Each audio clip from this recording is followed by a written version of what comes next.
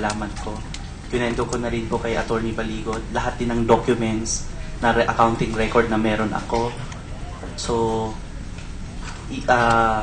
ang sabi po, walang pipiliin kung sinong tatamaan, yun po raw ang ano.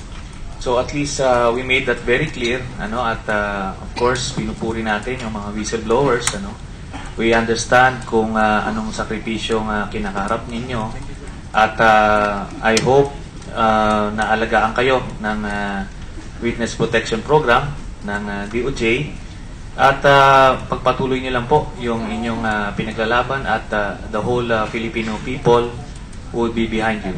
Maraming salamat. Thank you, Mr. Chairman. Thank you, Senator Trillanes. Ang susunod, si Senator Cynthia Villar.